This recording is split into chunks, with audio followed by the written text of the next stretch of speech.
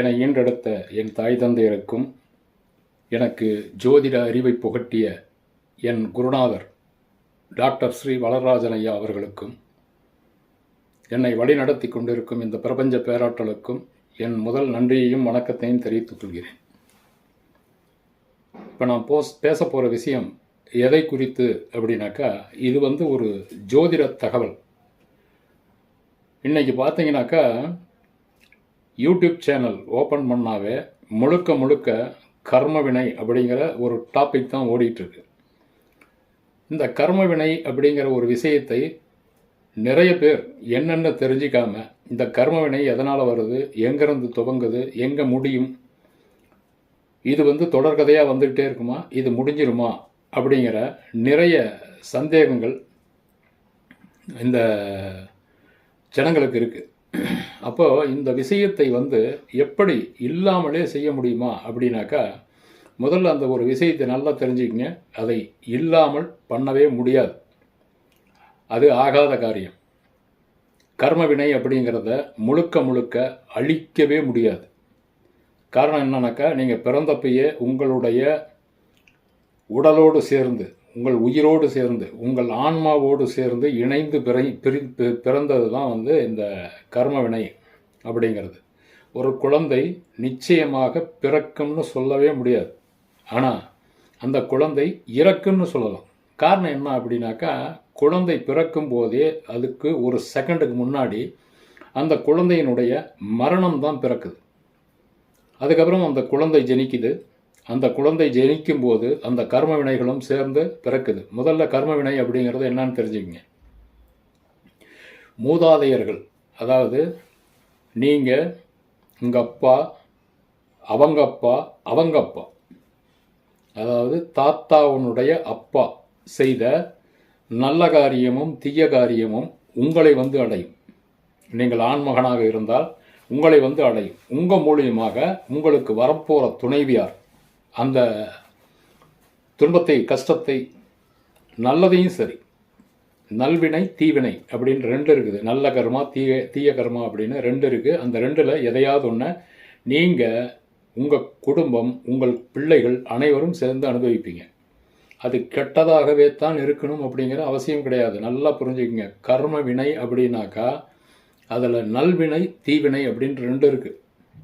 நல்வினை இருக்கக்கூடியவங்க ஆரம்பத்திலேயே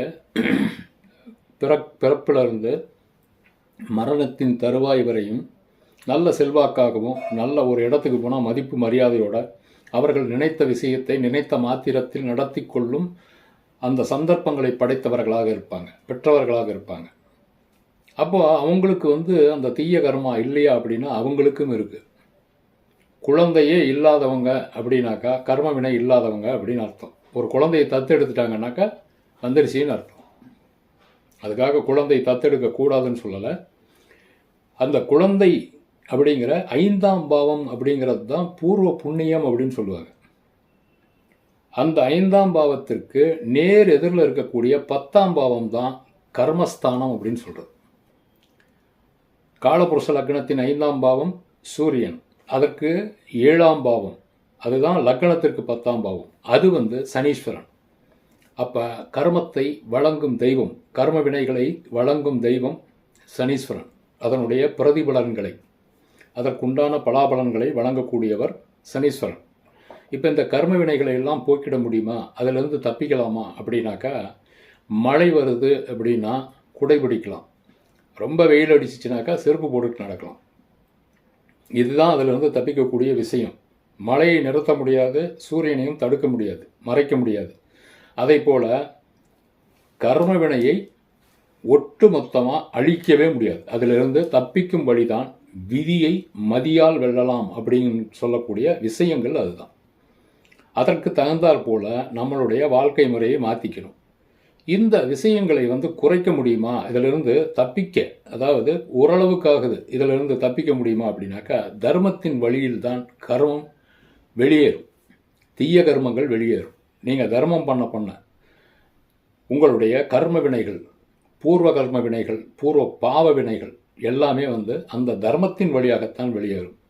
தர்மம் அப்படின்னோன்னா நீங்கள் எல்லோருமே என்ன பண்ணுவாங்க அப்படின்னாக்கா, தர்மம் அப்படின்னா போச்சு, ஒரு 1,00,000 ரூபா செலவு பண்ணி அன்னதானம் பண்ணணும், காசு பணம் கொடுக்கணும், நிறைய வஸ்திர ஆபரணங்கள், இந்த மாதிரியான சமாச்சாரங்களை தானம் பண்ணால், தர்மம் பண்ணால் தான் வந்து அது தர்மம்னு நினச்சிக்கிட்டு இருக்கீங்க. கிடையவே கிடையாது.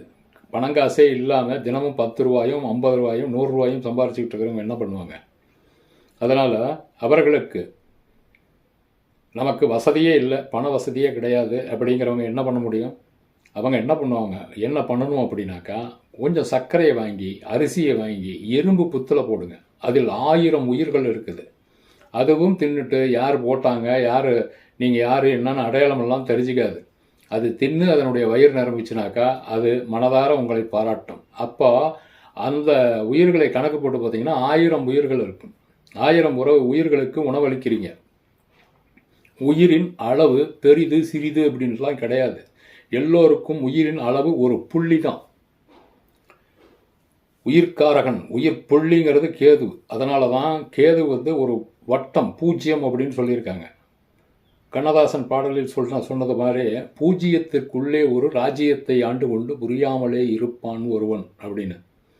ஒரு பூஜ்ஜியம் ஆரம்பிக்கிறது தெரியும், முடிவு தெரியும். ஆனால் அது எங்கேருந்து ஆரம்பித்ததுன்ட்டு ஒரு வட்டத்தை போட்டுட்டிங்கனாக்கா அந்த புள்ளியை கண்டுபிடிக்கவே முடியாது. அந்த மாதிரி ஒரு வட்டத்திற்குள்ளே ஒரு புள்ளி மாதிரி செயல்பட்டு கொண்டிருப்பது தான் கேது. அந்த கேதுங்கிற புள்ளி தான் உயிர். அதனால் சிறு உயிர் பெரிய உயிர் அப்படிங்கிறதெல்லாம் கிடையாது. தர்மம் பண்ண பண்ண பண்ண பண்ண உங்கள் கர்மத்தின் அளவு குறையும். ஆனால் தர்மம் தான் பண்ணிட்டமேன்ட்டு இந்தாண்டு வந்து அதர்மங்கள் பண்ணினாக்கா அந்த பாவம் மறுபடியும் உங்களை வந்து சேர்ந்துக்கிட்டே தான் இருக்கும். இதை வந்து எளிமையாக ஒரு சமாச்சாரத்தில் நீங்கள் போக்கலாம். எப்படின்னாக்கா, அடுத்தவர்களுக்கு தீங்கு நினைக்காத நல்ல உள்ளம் போதும். அதாவது அடுத்தவங்களை தூக்கி விட வேணாம், அடுத்தவங்களை நீங்கள் காப்பாற்ற வேணாம், அடுத்தவங்களுக்காக நீங்கள் போராட வேணாம், ஃபிசிக்கலி உடம்பு மூலியமாக அவர்களுக்கு நல்லதை பண்ண வேணாம், எதுவுமே பண்ண வேணாம், முடியல அப்படிங்கிறப்போ அடுத்தவங்களுக்கு இடைஞ்சல் பண்ணாமல் இருக்கிற அந்த ஒரு நல்ல எண்ணம் போதும். அடுத்தவர்கள் நல்லா இருக்கணும்னு நினைக்கணும், அடுத்தவங்களுக்கு மனதளவிலும் இடைஞ்சல் பண்ணக்கூடாது, நினைக்கவும் கூடாது. துன்பத்தை அவங்களுக்கு வந்து துன்பத்தை அனுபவிக்கணும் அப்படின்னு நினைக்கக்கூடாது. அடுத்தவர்கள் படும் கஷ்டத்தை பார்த்து நகைக்கக்கூடாது. அந்த உயிருக்கும் உங்களுக்கும் தொடர்பு இருக்கிறது. அதை சொன்னால் விளக்கம் பெருசாக போயிட்டே இருக்கும். ஒவ்வொரு உயிருக்கும் ஒரு விஷயத்திற்கும் ஒரு பொருளுக்கும் நமக்கும் தொடர்பு இருக்கிறது. அதனால் அடுத்தவர்களுடைய நலனை பாராட்டுங்கள், அடுத்தவர்களுடைய நலனை சந்தோஷப்படுங்கள். அடுத்தவங்களுக்கு ஒருத்தன் எதிர்த்த வீடுக்காரன் வீடு கட்டிட்டான் அப்படின்னாக்கா சந்தோஷப்படுங்க. நல்லா வீடு கட்டி அருமையாக ஜம்முன்னு இருக்கிறாரு, நமக்கு சந்தோஷம் அப்படின்னு நினச்சிக்கிங்க.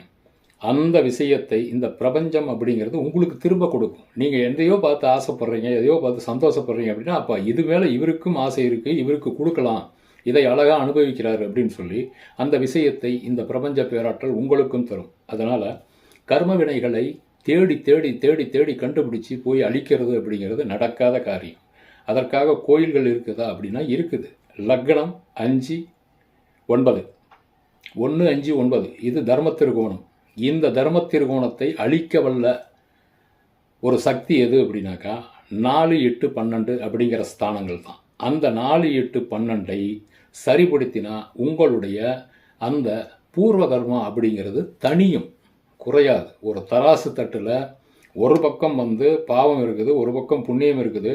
பாவம் இருக்கிற தட்டு கீழே இருக்குது அப்படின்னாக்கா புண்ணியத்தை வைத்து கொண்டே இருங்கள். இன்னொரு தட்டில் இந்த பாவத்தட்டுங்கிறது மேலேறி பலமிழந்து வலுவிழந்து போய் உங்களை எதுவும் பண்ண முடியாத நிலைமைக்கு ஆளாயிடும். அப்படித்தான் உங்களுடைய கர்ம வினைகளை குறைக்க முடியும். அது உங்களோடவே தான் இருக்கும். அது செயலற்று போகும் அப்படிங்கிறது தான் உண்மையை தவிர அதை முற்றிலுமாக அதிலிருந்து நாம் தப்பிக்கிறதோ அதிலிருந்து வெளியே வரதோ முடியாத காரியம். கடவுளும் இதை செய்யறது கிடையாது. கஷ்டமே இல்லாமல் வாழணும் அப்படின்னாக்கா அந்த வாழ்க்கை எதற்கு? அதோட போராடி அதிலிருந்து வெற்றி பெறுவது தான் ஒரு மனிதனுடைய செயல். இப்போ ஒவ்வொரு மனுஷனும் ஏதோ ஒரு காரணத்துக்காக தான் படைக்கப்பட்டிருக்கிறார். அது தெரியாத வரைக்கும் அவங்களுக்கு நம்ம எதுக்காக பிறந்தோம், ஏன் இப்படி கஷ்டப்பட்டுக்கிட்டு இருக்கிறோம் அப்படிங்கிற மாதிரியான ஒரு சிந்தனைகள் தான் இருக்கும். ஆகையினால் இந்த கர்ம வினைகளை நீங்கள் வந்து ஒரு குறிப்பிட்ட கோயிலுக்கு போயோ ஒரு குறிப்பிட்ட பல பேருக்கு சொல்லக்கூடிய விஷயத்தை கையில் எடுத்துக்கொண்டு நீங்கள் அங்கங்கே தெரிஞ்சிங்கனாக்கா உங்களுக்கு அந்த கர்ம வினை வந்து வேலை செய்யுதுன்னு தான் அர்த்தம். உங்கள்கிட்ட இருந்து அது வாங்கிக்கும். அதுக்கு தெரியும் உங்கள்கிட்ட எப்போ வாங்கிக்கணும், எப்போ திருப்பி கொடுக்கணும் அப்படிங்கிறதெல்லாம் அதுக்கு தெரியும். அதனால் மேலும் மேலும் மேலும் மேலும் உங்களை வருத்தி கொண்டு அடுத்தவங்க கிட்ட கடனை வாங்கிட்டு போய் ஒரு விஷயத்தை செய்கிறது, பரிகாரம் பண்ணுறது, இந்த மாதிரி விஷயங்களை செய்யாதீங்க. ஜோதிட ரீதியில் உங்களுக்கு பலாபலன்கள் அதில் உண்டு. எளிமையாக செய்யலாம். பணம் காசு லட்சக்கணக்கிலையோ ஆயிரக்கணக்கிலையோ நீங்கள் செலவு செய்ய வேண்டிய அவசியமே கிடையாது. ஒரு கோயிலுக்கு போகிறதுக்கு உங்கள்கிட்ட பணம் இருந்தால் போதும். அப்படியும் முடியலனாக்கா இருந்த இடத்திலிருந்து அந்த பரிகாரங்களை செய்யலாம். இந்த விஷயங்களை எல்லாம் மறுபடி அடுத்த வீடியோவில் சொல்கிறேன். அது வரைக்கும் நீங்கள் அனைவரும் இந்த வீடியோவை பார்த்துக்கிட்டு இருக்கிற உங்கள் அனைவருக்கும் ஆண்டவன் எல்லாம் வல்ல இறைவன் எல்லாவற்றையும், எல்லா நலன்களையும், வளங்களையும், செல்வங்களையும், செழிப்புகளையும், நோய் நொடியற்ற வாழ்வையும் உங்களுக்கு கொடுத்து உங்களை சீரும் சிறப்புமாக வைத்திருக்க வேண்டும் என்று பிரபஞ்ச பேராற்றலை கேட்டுக்கொண்டு மீண்டும் சந்திப்போம். அதுவரை தற்காலிகமாக விடைபெறுகிறேன். நன்றி, வணக்கம்.